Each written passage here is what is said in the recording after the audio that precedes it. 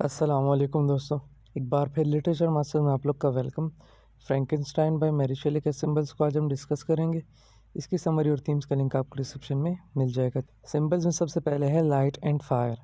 اب یہاں پہ جو لائٹ ہے یہ وہ چنگاری ہے جو کہ وکٹر کے دل میں جاگی تھی ایک نئے ریس کو بنانے کے لیے، ایک نیا کریچر بنانے کے لیے۔ اب لائٹ جو ہے سمبلائز کرتا ہے نالج کو، ڈسکوری کو اور انلائٹمنٹ کو، لیکن اس کے بہت سارے خطرات بھی ہیں جب آپ اس کو غلط استعمال کرتے ہیں، جس طرح وکٹر نے استعمال کیا تھا ایک نئی ریس بنانے کے لیے، ایک نیا کریچر بنانے کے لیے۔ پھر فائر ہے۔ فائر جو ہے یہ ہیومن انوویشن کو سمبلائز کرتا ہے اور اس کے ساتھ اس کی ڈسٹرکٹیو پوٹینشیل کو، کیونکہ فائر جو ہے اس کو ہم as a light, as a heat source استعمال کر سکتے ہیں، اپنے آپ کو گرم رکھ سکتے ہیں، لیکن ایٹ دا سیم ٹائم یہی فائر آپ کو جلا بھی سکتا ہے اور آپ کو ختم بھی کر سکتا ہے۔ پھر ہے دا کریچر۔ اب یہاں پہ بات ہو رہی ہے مانسٹر کی۔ اب یہ مانسٹر جو تھا یہ کس چیز کا نتیجہ تھا؟ دا consequence of in checked ambition, societal rejection and ابانڈنمنٹ۔ یعنی کیوں بنایا گیا اس کریچر کو؟ اس کریچر کو بنایا گیا تھا کیونکہ کوئی بھی اس کے ambition per check and balance نہیں رکھ رہا تھا کہ آخر وکٹر کیا کر رہا ہے، کیا کرنا چاہتا ہے یا کیا کرنے والا ہے۔ دوسرا، سوسائٹی جو تھی اس کو ریجیکٹ کر چکی تھی، تو اس وجہ سے اس نے اپنا یہ جو مشن تھا یہ سکسیزفل کیا، اور اس کے علاوہ اس نے سب کچھ چھوڑ دیا تھا، اپنے پیرنٹس کو چھوڑ دیا تھا، اپنی فیملی کو چھوڑ دیا تھا، جس کی وجہ سے وہ یہ کریچر بنانے میں کامیاب رہا۔ تو مانسٹر جو ہے یہ کنسیکوینس ہے ان چیکڈ ایمبیشن کا۔ پھر اس کے بعد ہے دا آرکٹک یا آئس۔ اب یہ ریپرزینٹ کرتا ہے آئسولیشن کو، ڈیسولیشن کو اور دا dangers of ambition in extreme conditions. اگر دیکھا جائے تو یہ آرکٹک وہ جگہ ہے کہ جہاں پہ لاسٹ ٹائم پہ مانسٹر جو تھا وہ وکٹر کا پیچھا کرتے کرتے گیا، کیونکہ وکٹر جو تھا اس کو اب زندگی میں کوئی بھی انٹرسٹ نہیں تھا، اور وہ وہاں پہ والٹن کے ساتھ مل کر ہی کچھ ٹائم بعد اس کی ڈیتھ ہو گئی تھی۔ تو اس کے بعد جو مانسٹر تھا اس نے اسے دیکھا اور پھر وہ کہیں غائب ہو گیا، پھر اس کے بعد کسی نے اس کو نہیں دیکھا۔ تو اگر دیکھا جائے تو وہاں پہ وہ آئسولیشن کو ریپرزینٹ کرتا ہے اور ایمبیشن آف ڈینجر، کہ اگر آپ اپنے مقصد کو کسی حد تک لے جائے تو اس حد تک آپ کے ساتھ برا بھی ہو سکتا ہے۔ پھر اس کے بعد ہے نیچر۔ اب یہاں پہ نیچر جو ہے وہ ہیلنگ پاور کو شو کرتا ہے، سمبلائز کرتا ہے، اور but also human vulnerability to it's forces. اب یہاں پہ اگر دیکھا جائے تو جب وکٹر فرینکنسٹائن کی حالت بہت خراب ہو گئی تھی، وہ ریگریٹ سے بالکل پاگل ہو رہا تھا، اس کی طبیعت بہت خراب ہو گئی تھی، تب وہ کہاں پہ گیا؟ وہ پہاڑوں میں چلا گیا، اور وہاں پہ اس کو اپنی جو حالت تھی وہ بہتر ہوتی محسوس ہوئی، یعنی وہاں پہ اس کی حالت ٹھیک ہو گئی۔ تو یہاں پہ یہ بتایا جا رہا ہے کہ نیچر جو ہے وہ کتنا زیادہ پرسکون ہے اور اس میں کتنی زیادہ ہیلنگ پاور ہے۔ تو نیچر یہاں پہ سمبلائز کرتا ہے ہیلنگ پاور کو، اور اگر دیکھا جائے تو یہاں پہ آپ کو موسٹلی نیچر ہی ملے گا۔ پھر ہے دا مون۔ اچھا، مون سمبلائز کرتا ہے لونلینس کو، لانگنگ کو اور کنیکشن ٹو دا ان نون۔ اچھا، یہاں پہ جب مانسٹر کو ہم دیکھتے ہیں تو وہ زیادہ تر سینز میں اکیلا نظر آتا ہے، اور وہ چاند کی طرف دیکھتا ہے، وہ اکیلے میں چاند کی طرف دیکھتا ہے اور چاند کو دیکھتے دیکھتے ہی سوچتا ہے۔ تو یہ مون جو ہے یہ سمبلائز کرتا ہے لونلینس کو یا لانگنگ کو، اور وہ کیا کرتا ہے؟ وہ کسی ان نون کے ساتھ کنیکشن کے بارے میں سوچتا ہے، کوئی ان نون جو اس کے دل میں ہے وہ اس کے بارے میں سوچتا رہتا ہے۔ پھر ہے بکس اینڈ لرننگ۔ اب بکس اینڈ لرننگ جو ہے وہ سمبلائز کرتے ہیں dual aged nature of knowledge اور سیلف اویئرنیس، کہ اس کے دو طرح کے پہلو ہیں۔ ایک پہلو تو یہ ہے کہ آپ کو اویئر کرے گا مختلف قسم کی چیزوں سے، جبکہ دوسرا پہلو یہ ہے کہ یہ آپ کو ساری چیزوں سے اویئر کر کے ایک ایول سائڈ پر لے جائے گا۔ جیسے کہ یہاں پہ پیراڈائز لاسٹ ہے، اور اس کے علاوہ کچھ اور جو ٹیکسٹ ہے وہ سمبلائز کرتے ہیں dual aged nature of knowledge and self awareness کو، کیونکہ جب ہم سٹوری پڑھتے ہیں تب ہمیں یہ پتہ چلتا ہے کہ جیسے ہی وکٹر فرینکنسٹائن چلا گیا تو اس مانسٹر نے کیا کیا؟ اس کا کوٹ اتار، جو وہاں پہ لٹکا ہوا تھا وہ اس نے وہاں سے اتارا اور پہن لیا، لیکن جب وہ اس کوٹ کو اتار کر پہننے لگتا ہے تو اس کو پیراڈائز لاسٹ کے کچھ پیپرز مل جاتے ہیں، یعنی پیراڈائز لاسٹ کے کچھ کاغذ مل جاتے ہیں، وہ اس کو پڑھتا ہے اور وہاں سے اس کی لرننگ سٹارٹ ہوتی ہے۔ پھر ہے وکٹرز لیبارٹری۔ اب وکٹر کی جو لیبارٹری ہے یہ سمبلائز کرتی ہے ڈارک نیچر آف سائنس یا dark side of science, ambition اور ان ایتھیکل کریشن کو، کیونکہ لیبارٹری وہ جگہ ہے کہ جہاں پہ اس نے کیا کیا تھا، اپنے وہ بیہودہ یا نانسینسیکل ایکسپیریمنٹس کیے تھے، اور ان ایکسپیریمنٹس کے ذریعے سے انہوں نے کیا کیا تھا، وکٹر فرینکنسٹائن نے اپنا مانسٹر کریٹ کیا تھا، اور وہ یہ کہتا تھا کہ یہ ایک نئی ریس بنے گی، آل دو ایکسپیریمنٹ جو تھا وہ خراب ہو گیا، جس کی وجہ سے جو مانسٹر تھا وہ وجود میں آیا، اور یہ وہ جگہ تھی کہ جہاں پہ بھی جو کارپس یا گریو یارڈ سے جتنے بھی مردے وغیرہ تھے ان کے پارٹس لا کر یہاں پہ جوڑتا تھا، ان کو سیتا تھا۔ پھر ہے دا کریچرز یلو آئیز۔ تو اگر دیکھا جائے تو وکٹر فرینکنسٹائن کے جو مانسٹر اس نے کریٹ کیا تھا اس کی آنکھیں یلو کلر کی تھی، تو وہ کیا شو کرتی تھی، ان نیچرل لائف، ڈسکمفرٹ اور گروسٹیک کنسیکوینسز آف وکٹرز ایکشن۔ اب جو مانسٹر ہے وہ اسے یہ بات کئی بار بتا چکا تھا کہ میرے اس وجود کے ذمہ دار تم ہو، تم نے مجھے بنایا ہے، تو اب تم مجھے کیوں چھوڑ کر جا رہے ہو؟ اگر چاہیے تو مجھے اپنے ساتھ رکھو، کیونکہ تمہارے سوا میرا کوئی بھی نہیں ہے، تم میرے آقا ہو، تم نے مجھے بنایا ہے، تو تم مجھے کیوں چھوڑ کر جا رہے ہو؟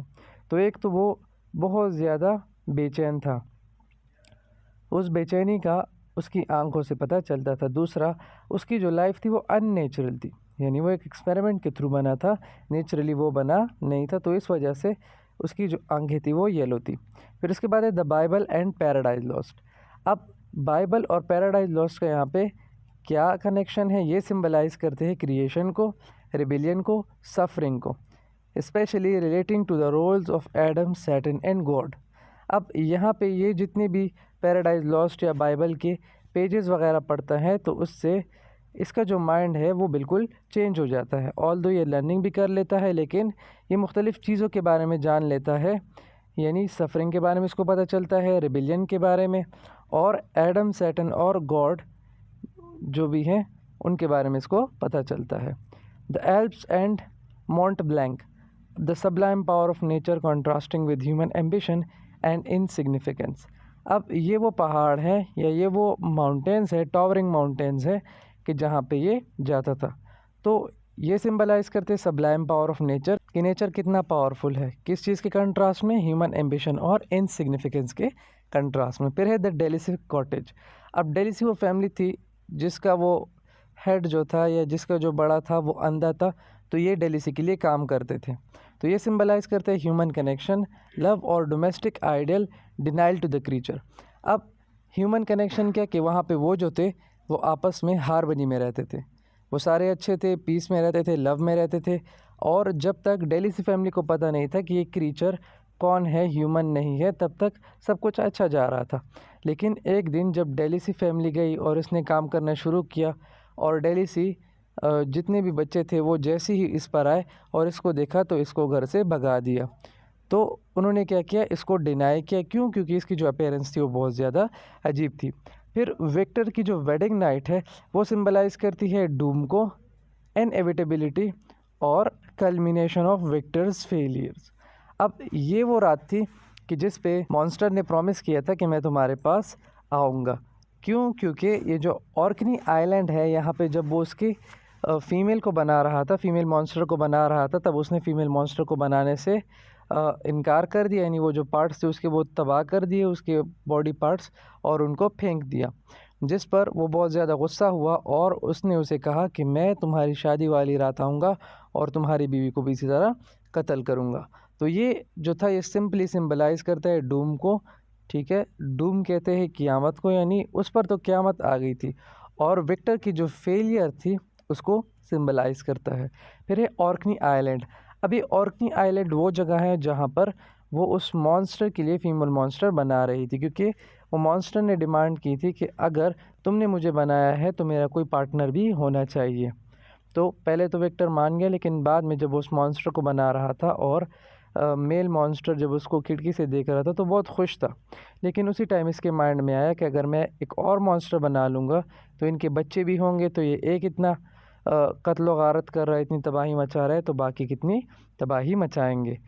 تو اس نے پھر اس کو تباہ کر دیا تھا فیمیل مانسٹر کو۔ تو یہ سمبلائز کرتا ہے آئسولیشن کو، گلٹ کو اور مورل ایمبیگوٹی کو، کیونکہ آئسولیشن اگر دیکھا جائے تو دوسرا مانسٹر جو تھا وہ اکیلا تھا، گلٹ جو ہے یہ اب وکٹر کا تھا، کہ وکٹر نے کیا کیا، اس کے گلٹ کی وجہ سے ہی اس نے وہ مانسٹر دوسرا تباہ کر لیا. اور مورل ایمبیگوٹی اس طرح کہ جو وکٹر تھا وہ بھی اخلاقی طور پہ ہمیں مکمل طور پہ واضح ثبوت نہیں دے رہا تھا. پھر ہے دا کریچر اسکیئرڈ اپیرنس. اگر دیکھا جائے تو یہ کریچر جو تھا یہ بہت زیادہ گندا تھا. اس کے ہاتھوں اور پیروں پر ٹانکے لگے ہوئے تھے، اسٹیچز، اور اس کا سائز بہت زیادہ بڑا تھا، گرین کلر کا تھا، اس کی یلو آنکھیں تھی، تو بہت زیادہ عجیب تھا. تو یہ سمبلائز کرتا ہے سوسائٹل ججمنٹ کو، ہیومن فلاز کو، اور دا کنسیکوینسز آف ریکلیس کریشن. سب سے پہلے تو دیکھا جائے تو سوسائٹل ججمنٹ کیا ہوتی ہے. سوسائٹل ججمنٹ ہم کیا کرتے ہیں، اپیرنس سے کرتے ہیں، کہ اگر ایک بندہ وہ اپیرنس کے لحاظ سے صحیح ہے، اپیرنٹلی گڈ ہے، تو ہم کہتے ہیں بس یہ ٹھیک ہے. بندے کی جو انٹرنل خوبیاں ہیں وہ نہیں دیکھتے، انٹرنل جو اس کی اچھائی ہے وہ نہیں دیکھتے، بس اوپر سے وہ دیکھ لیتے. پھر ہیومن کی جو فلاز ہیں کہ ہیومن جو ہے وہ کتنا فلا فل ہے، کیونکہ وہ صرف اوپری یا باہری چیزوں سے انسان کو جج کرتا ہے. اس کی جو اسکیئرڈ اپیرنس تھی اور اس کی جو ریکلیس کریشن تھی اس کا آپس میں کیا تعلق ہے، کیونکہ اگر اس کو کریٹ نہ کیا گیا ہوتا تو یہ اس طرح بھدا یا گندا نہیں ہوتا. پھر ہے وکٹرز جرنل. اب وکٹر جو تھا وہ جرنل لکھتا تھا، وہ سمبلائز کرتا تھا نالج کو، لیگیسی کو، اور ڈیپننگ آف کریچرز ایلینیشن کو.